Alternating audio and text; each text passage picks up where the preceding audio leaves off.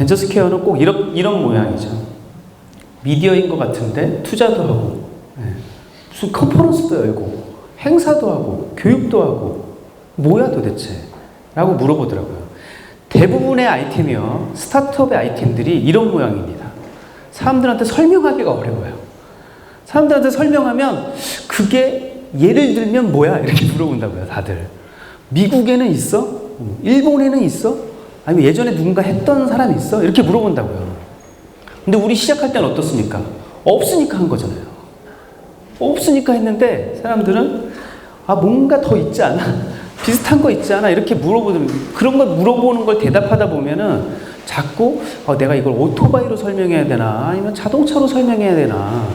이런 고민에 빠지게 된다는 거죠. 하지만 창업자라면 그런 고민에 빠질 필요가 별로 없다. 하던 일 하면 되고 굴러가면 되는 거고 방향성 있게 갈 수 있으면 된다. 너무 설득하려고 하지 말라라는 거죠. 왜냐하면 굴러가고 봐야지 뭔가 나오잖아요. 모양만 가지고는 헤매겠죠. 하지만 굴러가고 나면 내 이름이 정하기 나름일 겁니다.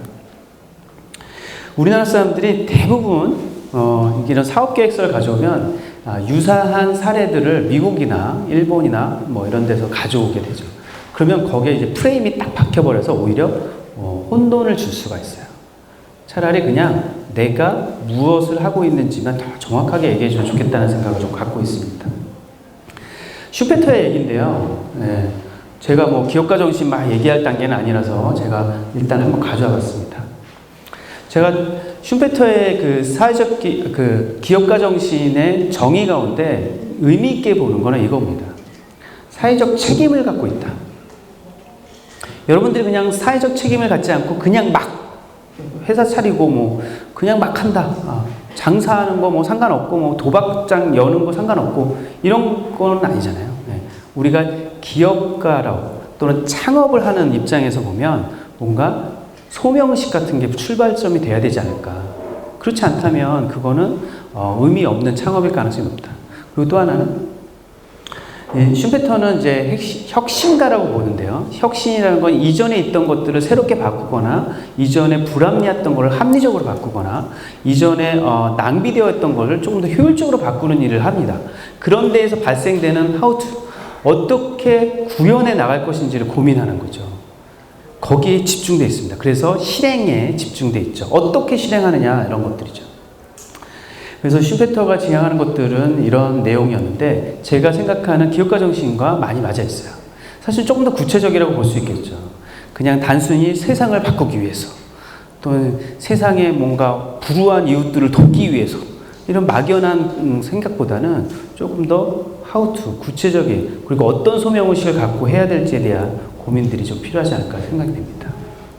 자, 업의 본질이 여러분들이 스타트업은 두 가지 축으로 나뉘는데요.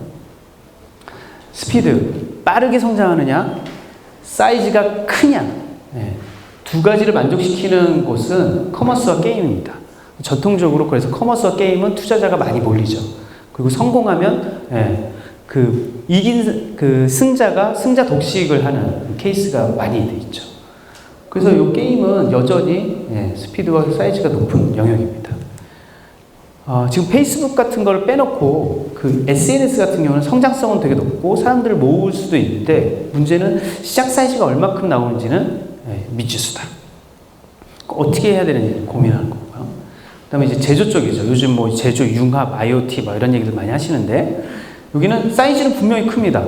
일단 만들어지면 뭐 이거 설명하고 말고 할 게 아니라 그냥 눈으로 보여지는 거고 제품으로 기능하는 거기 때문에 전 세계적으로 깔면 당연히 시장 구조가 나오죠. 문제는 빠르게 성장할 수 있을 것인지는 미지수인 거죠. 자, 이것들을 융합하면 뭐 어떤 융합 제품이 나오겠죠. 그게 이제 스타트업이라고 표현하는 거죠. 자, 근데 잘 안 되는 영역이겠죠.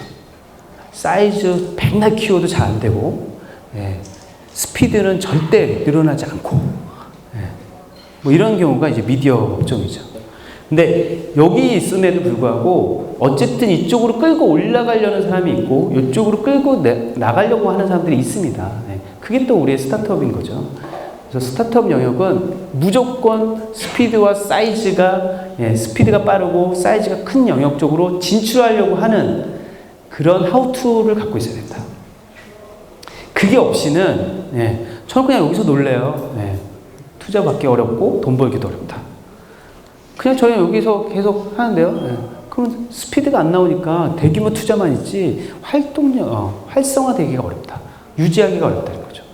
여기 뭐 스피드는 있지만 사이즈가 안 나오니까 그러니까 돈에 대한 사이즈, 시장 규모가 안 나오니까 사용자만 드립대 많고 뭔가 인터랙션은 엄청나는데 돈 만들 구석이 없다. 그럼 곤란한 거죠. 그러니까 SNS가 자꾸 커머스를 붙이는 겁니다. 게임을 붙이고. 그래서 여기에 융합한 게 카카오 아닙니까? 여기에 융합하는 게 지금 IoT고, 그죠? 지금 요게 이쪽으로 넘어가려고 하는 거, 이쪽으로 넘어가려고 하는 게 MCN이라는 사업인 거죠. 그래서 기존의 사업들을 어떻게든 저쪽으로 끌고 가려고 하는 게 스타트업의 역할이고, 스타트업들이 생각하는 발상이어야 되지, 그게 아니고 그냥 자기 업무 영역에서 그 영역 안에서만 어떻게 수성하거나 니치 마켓만 찾으면 그거는 스타트업이라고 말하기 어렵다라는 거죠. 창업, 좋습니다. 창업은 해볼 만한 가치가 있고요. 아까 말씀드렸듯이 여러분은 평생에 어쨌든 창업은 어쨌든 하게 돼요. 최소한 여러분이 창업을 직접 하지 않더라도, 여러분들이 리더가 아니더라도, 여러분들이 CEO가 아니더라도 어떤 역할을 하는 창업가의 옆에서 같이 창업을 돕는 코파운더가 될 수가 있습니다. 그 과정에서 여러분들이 가장 좋은 건 가볍게 창업해서 빨리 실패하라는 거죠. 여러분들이 첫 번째 창업해서 첫 번째로 성공했다. 이런 말 하시는 그 많은 창업가분들 연설하시는 분이 있는데 그런 분들은 아주 특이하신 분들이에요. 아주 특이하신 분들. 대부분은 여러분들이 처음 아이템은 대부분 망합니다. 놀랍게도요. 감독들은요. 오히려 첫 번째 작품이 잘 됩니다. 10년 동안 준비했으니까. 근데 사업은 10년 동안 준비해도 소용이 없더라. 10년 전에 아이디어 가지고는 지금이 안 되더라는 거죠. 지금 아이디어 지금 실행해야 되는데 아닐 수 있다는 거죠. 그래서 이제 주말 창업, 재택 창업, 뭐 학생 창업, 온라인 창업 이런 얘기들 하는 겁니다. 여러분들 그런 사례가 있습니까? 뭐 또 물어보시겠죠. 아주 정확한 케이스가 있지 않습니까? 썬데이 토주. 우리 부하 직원들이 만약에 맨날 일요일 날 어디 가가지고 딴 거 하고 있다. 이러면 막 속상할 것 같은데 어느 순간 좀 마음이 바뀌었습니다. 우리 직원들이 차라리 평소에는 잘 하다가 주말에 뭔가 번뜩이는 아이디어가 있었고 창업을 하면 저는 투자를 해주고 싶어요. 차라리. 썬데이 토즈 같은 데는 아주 성공적인 케이스 아닙니까? 가볍게 실패할 수 있는 곳들은 꽤 린하게 움직일 수 있는 바탕이 되는 거고요. 그렇게 모인다는 것 자체가 사실은 마음속에 열정이 있다는 거고 스스로 희생할 각오가 있다는 거예요. 사전에 그렇게 실패하고 나면 팀 구성에서 실패하고 아이디어 구현 단계에서 실패하고 또는 이제 법인 구성 전에 실패하면 사실은 크게 법적인 책임이 별로 없습니다. 서로에게. 근데 법인이 설립되고 나면 형사 사건이 되는 거예요. 돈을 안 주거나 돈을 못 주거나 법인 간 계약을 해지하거나 일방적으로 뭔가 돈을 계약을 이수하지 못하면 법적인 문제가 되는 거예요. 그래서 작은 실패들을 해주시는 게 좋겠다. 네, 여러분들 뭐 실패할 준비라고 생각해요. 창업한다는 준비는 항상 실패할 준비를 하고 있다. 저도 창업하고 나서 무수한 실패를 겪고 작은 실패, 큰 실패, 뭐 창업했다가 또 실패, 남의 창업하는 거 도와줬다가 그것도 실패, 어떤 건 투자했다가 성공, 뭐 이런 것도 있습니다. 최근에 들어서는 이제 레진 코믹스에 투자했던 거를 이제 회수할 기회가 생겨서 해봤더니 뭐 4,600배 정도의 좀 더 많이 늘 걸. 어쨌든 조그맣게 엔젤 투자했다가 그런 상황도 벌어지더라고요. 그래서 이런 게 스타트업의 매력이 아닐까라는 생각 들고 제가 요즘 이제 그 페이스북에다가 제가 놓친 스타트업들을 응원하는 글들 막 하면서 그래 다시는 이런 일이 없어야지. 저는 좋은 스타트업들 초기에 많이 투자해야지 이런 마음가짐을 갖습니다. 처음에 얘네들 투자했다가 돈 날리면 어떡하지? 얘네들 뭐 이렇게 보육했다가 얘네들 뭐 고맙다고도 안 하면 어떡하지? 이런 미리 계획할 필요가 없다는 거죠. 계획해서 뭔가 잘 되는 꼴을 못 봤고요. 계획 잘해서 성공한 것도 잘 못 본 것 같아요. 빨리빨리 움직였던 것 같고요. 지금 쿠팡이 뭐 로켓 배송 이거 난 쿠팡 초기에 그런 얘기 듣지도 못했어요. 나중에 나온 말입니다. 하다 보니 나온 얘기예요. 그죠? 벤처스퀘어도 초기에 지금 엑셀러레이터의 법안이 만들어진다고 하는데 엑셀러레이터 역할을 제대로 할 수 있을지 저도 잘 몰랐습니다. 지금 하고 있는 거죠. 한다는 것, 해봤다는 것, 그리고 할 수 있다는 것, 여러 가지 차이들이 있을 겁니다. 그 중에 여러분들이 잘할 수 있는 것을 가급적 지금 움직이면 좀 덜 실패할 수 있겠다. 하지만 잘 못하는 거 지금이니까 해보면 뭔가 잘 안 돼. 상황도 벌어지더라는 거죠. 앵그리버드가 55번째 작품이라고 그러죠. 로비오의. 51번째 실패했을 때 그냥 다 접고 집에 갔으면 앵그리버드 테마파크는 없겠죠.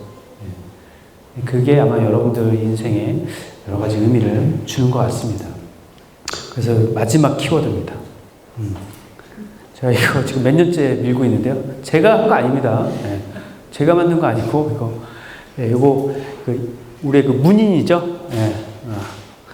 이회수 선생이 트위터에 언급한 뒤로 되게 유명해진 말입니다. 시대가 하수상하고 더럽고 치사해도 일단 버티면 그죠? 되는 경우가 있다라는 거죠.